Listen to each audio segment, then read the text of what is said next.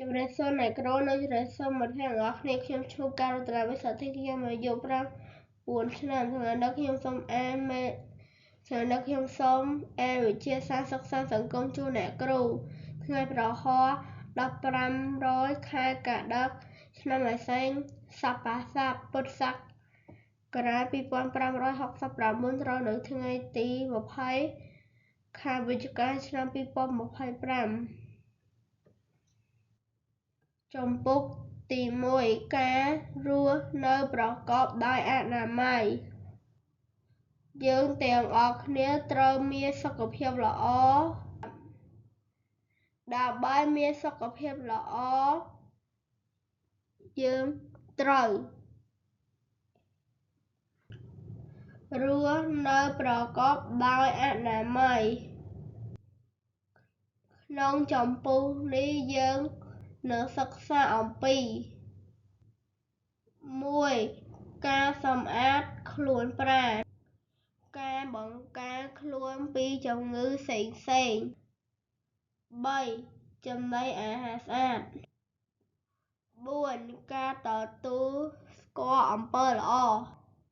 5សណ្ដាប់ធ្នាប់ល្អមេរៀនទី1ការសម្អាតខ្លួនប្រាណកតើភ្នែកច្រមុះមាត់ត្រចៀកនិងស្បែកមានមុខងារអ្វីខ្លះភ្នែកខ្ញុំអាចមើលឃើញឆ្ងាយជិតច្រមុះហិតក្លិនសាយភាយរាងមាត់ខ្ញុំនឹងនិយាយញ៉ាំនឹងនិយាយច្រៀងលេងសប្បាយផុតកង្វល់ត្រចៀកខ្ញុំជាអ្នកចាំស្ដាប់ត្រង់ត្រាប់យកពាក្យពេចន៍ទាំងឡាយអាវ៉ាត់ល្អពីអ្នកម្ដាយប៉ាម៉ាក់តាយាយផុតអំពើ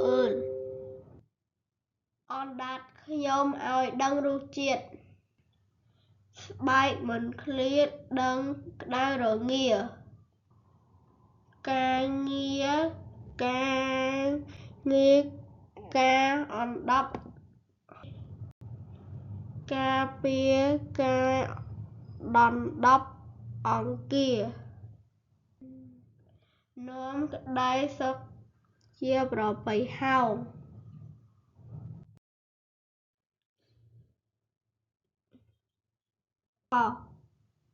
ខតើយើងថែរក្សានិងសម្អាតផ្នែកផ្សេងនៃរាងកាយដូចម្តេចខ្លះ1យើងត្រូវថែរក្សាភ្នែកដោយអានសៀវភៅក្រោមពន្លឺគ្រប់គ្រាន់ជូតភ្នែកនឹងកន្សែងស្អាតមិនយកវត្ថុឬដៃកខ្វក់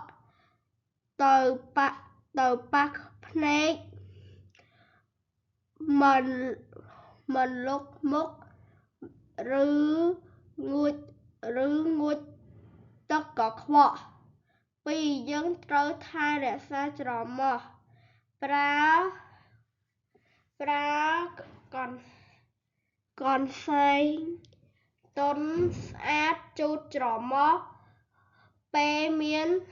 សំបោរខ្ទប់ច្រមុះនិងកន្សែងពេលដើរកាត់កន្លែងកខ្វក់ឬ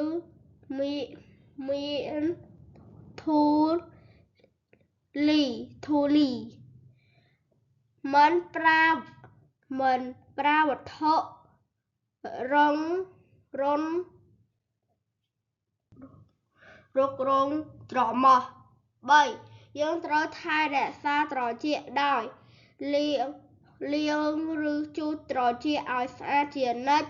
ការពារត្រចៀកកុំឲ្យសត្វល្អិតឬទឹកចូលមិនប្រើវត្ថុរឹងឬមាន ឬម្រាមដៃរុកត្រចៀកមិនស្ដាប់សំឡេង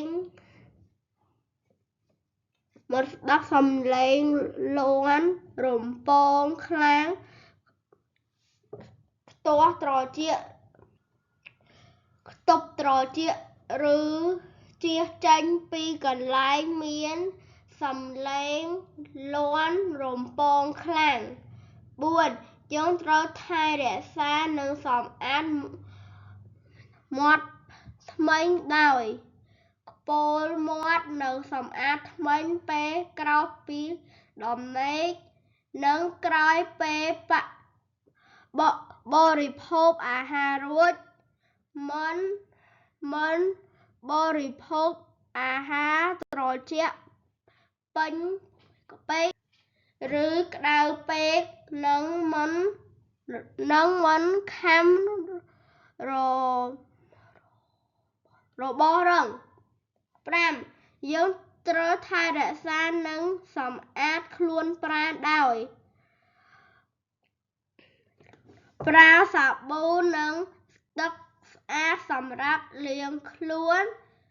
ជូតខ្លួននិងកន្សែងឬក្រមាស្អាតលាងដៃជានិច្ចមុននិងក្រោយពេលបរិភោគឬក្រោយពេលចេញពីបង្គន់ ស្លៀកពាក់ស្អាតជានិច្ច ងូតទឹកពីរដងយ៉ាងតិចក្នុងមួយថ្ងៃ អនុវត្តអនាម័យល្អនិង